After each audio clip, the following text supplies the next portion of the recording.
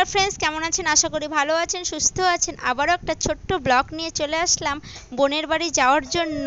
এই দেখুন, আমি সকালে উঠেই রাধাষ্টমী ছিল, পরের দিন বোনের বাড়ি যাবো, তাই রাধাষ্টমী পুজোটা সেরে নিয়ে এই ডাঁটাটা সবজি করলাম। এটা জানেন, এটা ব্যথা সারা ডাঁটা। তারপর সন্ধ্যার দিকে আমার দেখুন পিঠে আমার মেয়ে উঠে ও সন্ধ্যা করছে। এটা প্রতিনিয়ত করে ও, প্রতিদিনই আমি যখনই ঠাকুরের কাছে সন্ধ্যার দিকে প্রণাম করতে যাই ও আমার পিঠে উঠে যায়। পিঠে উঠে ও কিন্তু হরে কৃষ্ণ গান করে আর ওখান থেকেও প্রণাম করে। প্রতিদিনই এটা করে, তো আমি প্রতিদিন ভিডিওটা করতে পারি না যেহেতু আমি প্রণাম করি। আজকে ওর পাপা বাড়িতে ছিল, তাই মেয়ের ভিডিওটা নিয়ে নিল সবাইকে দেখানোর জন্য যে কতটা দুষ্টুমি করে বাড়িতে। বাইরে কিন্তু শান্তশিষ্ট, কিন্তু বাড়িতে ওরে বাবা এত চঞ্চল। দেখুন, আমার পিঠে না উঠলেই ওর হবে না। প্রত্যেকটা দিন, একদিনও বাদ নয়। আমি বলি যে পড়ে যাবা, কে কার কথা শোনে? ও ওর মতো মর্জি মতো উপরে উঠবে, আমার উপরে উঠে দেখুন প্রণাম করবে। কি করবে দেখুন কি করতেছে, একবার এদিকে যাচ্ছে একবার ওদিকে আসতেছে। আমার শাশুড়ি এদিকে গীতা পাঠ করবে আজকে, তো আমার শাশুড়ি ভিতরে করতেছে আর আমি বাইরে প্রণাম করছি। তারপর দেখুন বাপ মেয়ে নারকেল একটু কুটলো, নারকেল খাবে। তারপর একটু একটু নিরামিষ ডাল করলাম। ডাল করার পর দেখুন আমার শাশুড়ির হাট থেকে এগুলো এনেছে, শাক আর মুড়ি শাক।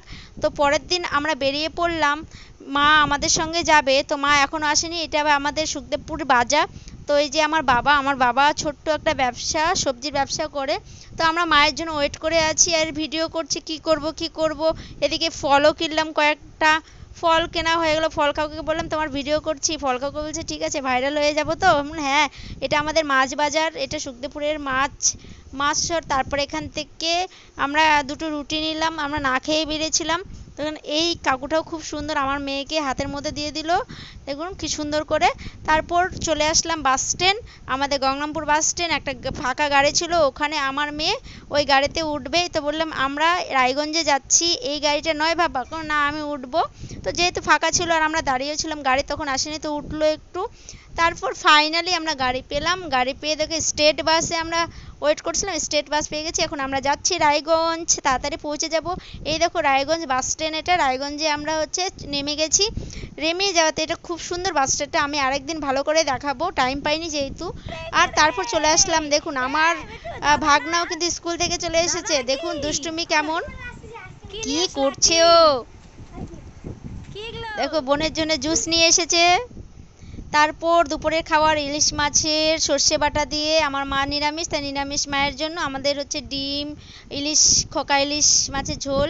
তো আমার মেয়েও খাচ্ছে এদিকে, কারণ অনেক কিছুই খেলাম আমরা। তারপরে এটা খেলাম। তারপর সন্ধ্যার দিকে আমার ভাগনা সন্ধ্যা দিচ্ছে। ও প্রতিনিয়ত সন্ধ্যা দেয় ঠাকুরের, ও ভক্ত। ওর গলায় কাঠির মালাও আছে। শঙ্খটা কি সুন্দর বাজাচ্ছে দেখুন।